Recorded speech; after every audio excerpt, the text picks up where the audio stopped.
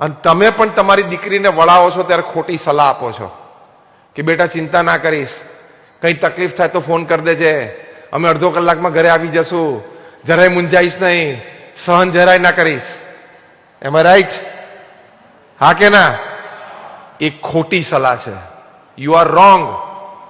અમેરિકામાં American association of advocates AAA એના 700 વકીલોની 3 દિવસની બ્રેઇન સ્ટોર્મિંગ સેશનમાં બધા જ વકીલો ડિવોર્સ લોયર્સ હતા કે જે છૂટાછેડા કરાવે, અને ઇન્ટુ બ્રેકેટ બધા લાખોપતિ છે. એ લોકોના 3 દિવસના બ્રેઇન સ્ટોર્મિંગ સેશન પછી જે કન્ક્લુઝન પેપર તૈયાર થયું અને યંગ કપલ્સમાં ડિવોર્સિસનું કારણ, એના 5 મુખ્ય કારણ એ લોકોએ નક્કી કર્યા ઓવરઓલ આખા દેશમાં. એમાં પહેલું મોટું કારણ and over indulgence of mother into her daughter's family. મોટું કારણ શું? એની માનું સતત દિવસમાં 3-4 વખત ફોન કરીને સારું છે ને, વાંધો નથી ને, આજે શું થયું, તાર સાસુ શું બોલી, તો પછી ત્યાં શું કર્યું, આજે શું રસોઈ કરી, તારી સાસુએ રસોઈ વખાણી, શાકડો. તું you are spoiling your daughter's life. આ લોકોએ તારણ કાઢ્યું કે વધારે પડતું તમે તમારા દીકરીને એકવાર વળાવી દીધી સાસરે, પછી એમાં સતત તમે રાખો સંપર્ક, એ તમારી દીકરીનું ભવિષ્ય બગાડે છે.